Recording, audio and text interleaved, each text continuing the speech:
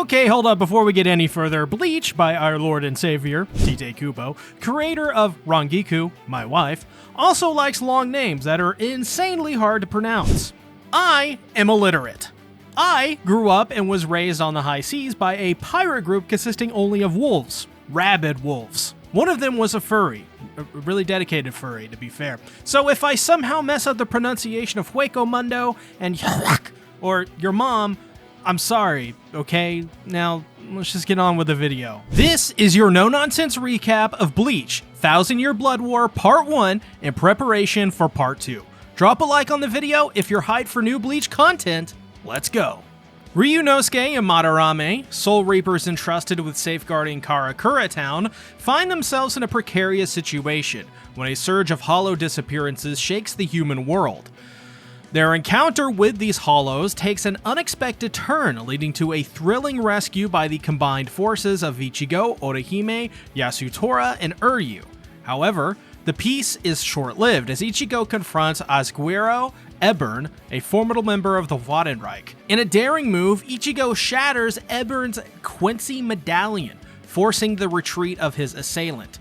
Meanwhile, the Soul Society faces a devastating blow when the Wadenreich launches a calculated attack on Yamamoto's office, inflicting a fatal wound upon Sasakibe, serving as a grim warning to all Soul Reapers. In a parallel storyline, Madarame and Ayasagawa from the 11th Squad embark on an investigation into the mysterious disappearance of countless civilians in the Rukon district. Within the confines of the Wadenreich stronghold, Silburn, Ebern presents a crucial report to Yawak, the enigmatic Quincy King.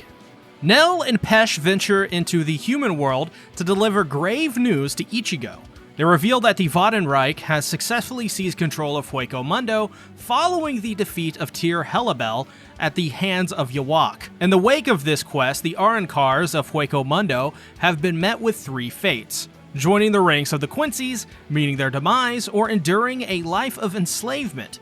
Kisuke Urahara, Ichigo, Orihime, Chad, Nail, and Pesh unite and set their sights on Hueco Mundo to confront this dire situation. Simultaneously, within the ranks of the Wadenreich, the formidable captain, Opie, subjects the Arankars to rigorous tests to determine their eligibility for alliance. Lolly and Minlali attempt to gain the upper hand but are swiftly dealt with.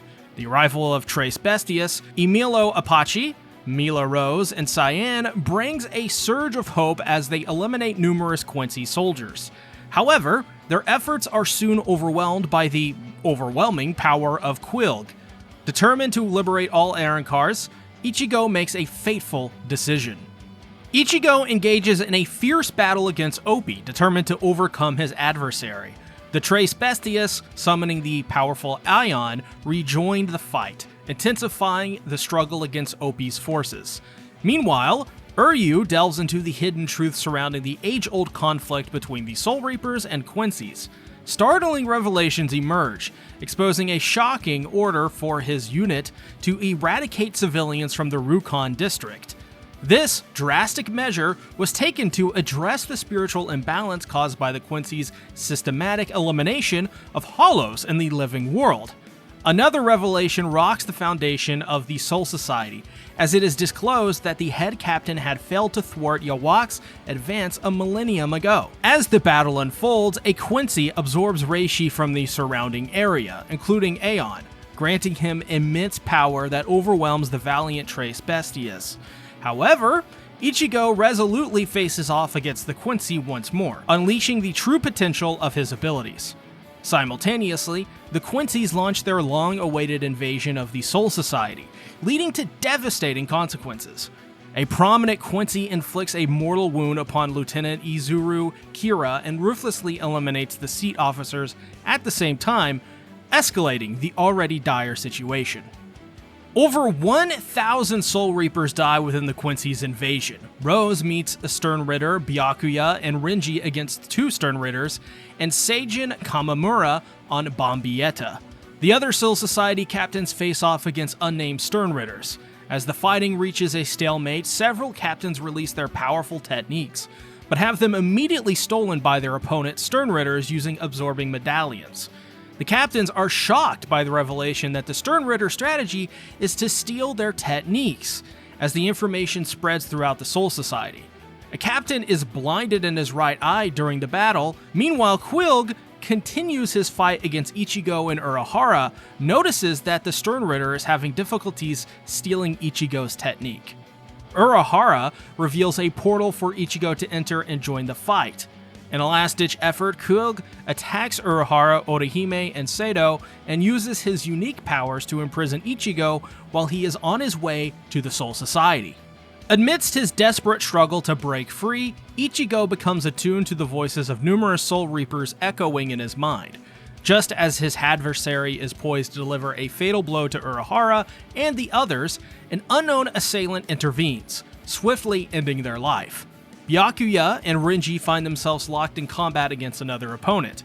Byakuya is unsettled by their tactics, which awaken deep-rooted fears within him. Determined to overcome his inner turmoil, Byakuya musters his strength, but the opponent relentlessly overwhelms him, exploiting his own abilities against him. Rukia and Renji also suffer wounds inflicted by other formidable adversaries. In the midst of the chaos, Zayaki emerges, having already dispatched multiple opponents, and now confronts the Quincy leader alongside his right-hand man. As the battle rages on, another Soul Reaper finds themselves on the brink of defeat. However, the head captain makes a dramatic entrance, stepping in to save them. The opponent boasts of their heinous act, unleashing a vicious assault upon the head captain. This grim revelation triggers Yamamoto's memories of Sasakibe revealing his Bankai to him 2,000 years ago. With the indomitable resolve, they eradicate their opponent, rescue Zaraki, and reignite the spirit of the Soul Reapers, inspiring them to rise and fight once more.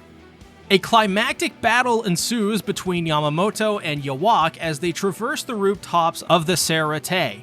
Pressed to the point where he unsheaths his own sword, Yawak finds himself confronted by Yamamoto's all-inspiring Bankai, Zanka no Tachi. The sheer might of Zanka no Tachi causes all sources of water to evaporate, leaving devastation in its wake.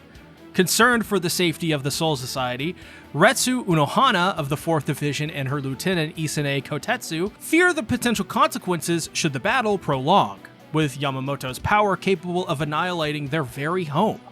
Powerless against the array of devastating abilities unleashed by Zanka no Tachi, Yawak realizes his own vulnerability.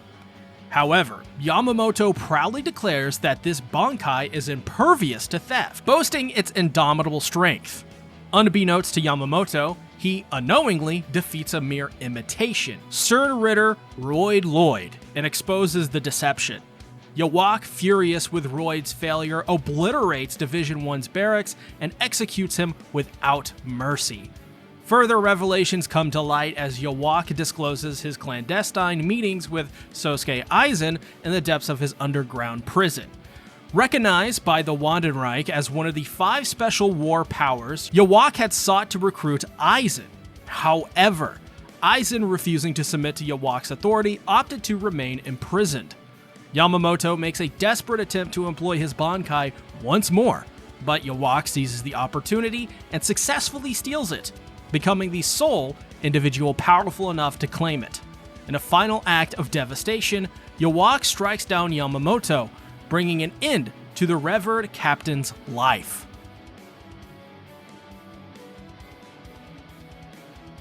In the distant past, the 13 court guard squads were comprised of merciless and savage individuals with no unified purpose. Engaging in a brutal conflict, they mercilessly slaughtered the forces of the Wandenreich, with Yamamoto and Sasakibe personally emerging victorious over Yawak. However, Yamamoto underwent a profound transformation, embracing a peaceful philosophy and establishing a unified court guard system. Fast forward to the present, Yawak ruthlessly destroys any remnants of Yamamoto's existence. In the midst of the chaos, Ichigo manages to break free from his confinement, while Byakuya implores him to save everyone from the impending catastrophe. Ichigo fearlessly confronts Yawak, engaging in a fierce exchange of blows as his Getsuga Tensho clashes with Yawak's formidable Reishi sword. However, Ichigo's efforts prove futile as he is quickly overwhelmed and defeated. As Yawak attempts a fatal strike targeting Ichigo's neck, his attack is met with resistance through a defensive Quincy technique known as Bluth Vein. Yawak unveils the truth that only a Quincy possesses this power to break free from Quilg's jail, deducing that Ichigo remains unaware of his own true identity and the secrets surrounding his mother. Mysterious portals materialize, whisking the Quincy forces away to Silburn, while Yawak realizes that Aizen had cunningly manipulated time using his Shikai to confuse him. Undeterred, Ichigo, despite the destruction of the Zanpaku To, musters the courage to charge at Yawak. However, his valiant effort is swiftly thwarted as his path is intercepted and his blade shattered by Jugrim. Departing with cryptic words, Yawak enigmatically refers to the stunned Ichigo as his son, born in the dark. In the aftermath of the invasion, Rukia and Renji find themselves under the care of Division 4, alongside the few surviving Soul Reapers. Byakuya's life hangs precariously by a thread, while Mayuri delivers a grim message to Ichigo.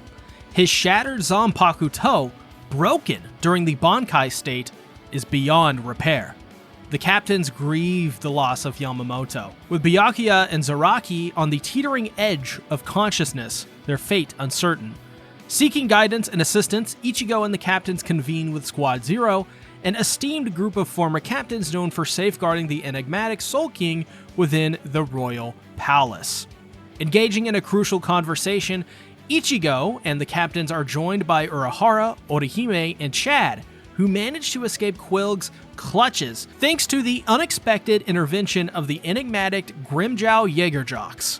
Under the guidance of Kukaku Shiba, the group comprising Ichigo, Byakuya, Renji, Rukia, and Squad Zero embarks on a journey to the royal palace, situated above the Serete. It is there, within the hallowed halls, that the potential rebirth of Zangetsu, Ichigo's cherished weapon, awaits. Meanwhile, Kukaku, having fulfilled her role in sending them towards the royal palace, reunites with her brother Ganju, Kugo Ginjo, Shukuro Tsukishima, and Giriko Kutsuzawa, all now residing in the Soul Society following their previous demise at the hands of a Zanpaku To. Within the confines of the royal palace, Ichigo, Rukia, Renji, and Byakuya find themselves under the care of Tenjiro Kirinji, a member of Squad Zero renowned for his mastery of healing techniques. As their wounds slowly mend, the enigmatic Soul King stirs from his slumber, a harbinger of uncertain times ahead. Ichigo and Renji find themselves fully restored under the skilled hands of Kirinji, marking their readiness to progress further in their journey. Guided by this newfound strength, they ascend to Kiryo Hikifune's palace, where a feast of ancient Soul Society delicacies infused with potent spiritual pressures await them. Energized by these nourishing offerings, they continue their ascent, reaching the palace of Oetsu Nimaya, the revered creator of all Zanpaku To. Amidst these transformative events, Captain Kyoraku assumes the mantle of the new head captain, ushering in a period of change and reorganization. In his new role, he selects Nanao Issei as his lieutenant in the 1st Division, recognizing her capabilities and dedication. Additionally, Genshiro Okikiba, the former 3rd seat under Yamamoto's command, is promoted to lieutenant, further bolstering the leadership within the ranks. A decisive shift occurs as Kyoraku ordains that Zaraki undergo training in Zanjutsu, and an all-encompassing swordsmanship style. To guide him on this path, the unorthodox choice of 4th Division Captain Unohana is made. However, it is soon revealed that Unohana carries a tumultuous past with the annals of the Soul Society, having been both a criminal figure and the original founder of the 11th Division, holding the title of the first Kenpachi. Her true name, Yachiro Unohana, is unveiled. Within the depths of the infinite underground prison known as Muken, Unohana and Zaraki engage in a fierce confrontation. Memories resurface as Zaraki recalls his initial admiration for Unohana, their destinies intertwined from the very moment their paths crossed, marked by the scar he left on her chest. Unohana declares her intent to push Zaraki to the very brink of death repeatedly, resurrecting him each time. in order to unlock his hidden potential, deeming him weaker than their previous encounter. As the echoes of their clash reverberate within the confines of Muken, a profound transformation awaits Zaraki, paving the way for his rebirth as a warrior of unparalleled strength.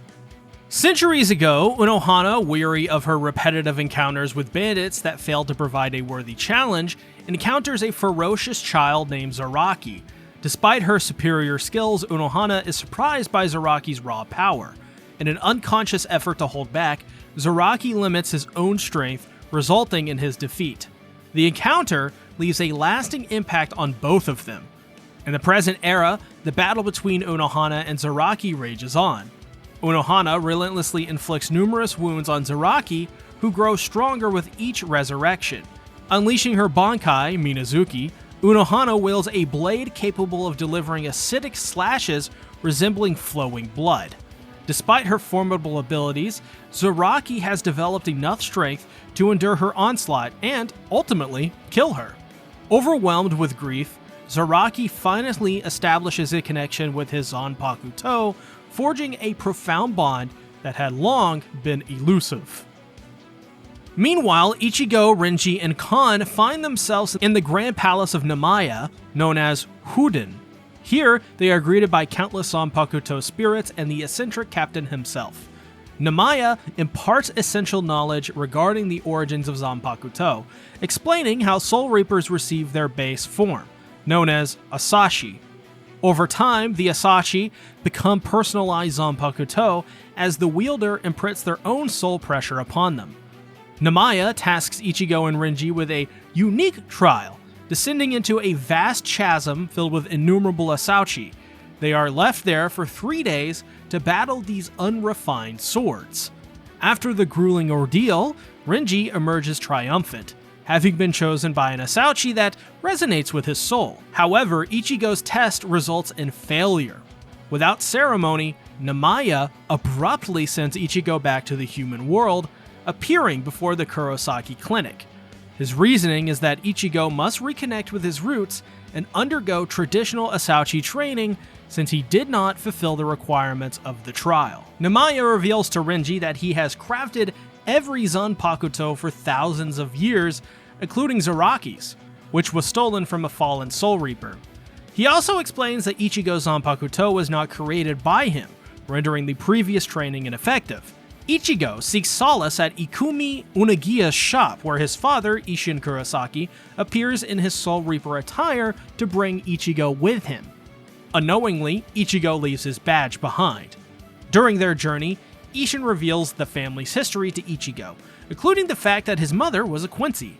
Almost 2 decades ago, when Isshin was the captain of Division 10, he investigated a string of mysterious Soul Reaper deaths in Naraki City.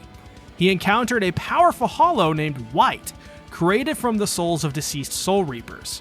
Meanwhile, Masaki Kurosaki, an etched Quincy noble taken in by the Ishida family, sensed the hollow spiritual pressure and rushed to help, despite objections from Ryukin and Kane Katagiri. In the battle against White, Isshin attempted to use his Bankai, but was attacked by Aizen, Gen Ichimaru, and Kaname Tosen. Masaki intervened, saving Isshin and capturing Aizen's interest. She sacrificed herself to defeat the Hollow, with Isshin shielding her from its self-destruction. Masaki's healing abilities revealed her Quincy heritage, which brought joy to Isshin. Ryukin and Kanai, seeing her safe, chose to leave her be and departed together. In the present day, Jugrum encounters Uryu, marking a significant meeting between them. After completing his mission, Isshin reported to Yamamoto, but omitted any mention of Masaki. Drawn to her, he returned to the human world on patrol. However, Masaki began experiencing the effects of the emerged hollow soul within her, feeling dazed and descending into darkness. As she collapsed, a hollow hole appeared on her chest. Ryukin found her and blamed Isshin for her condition.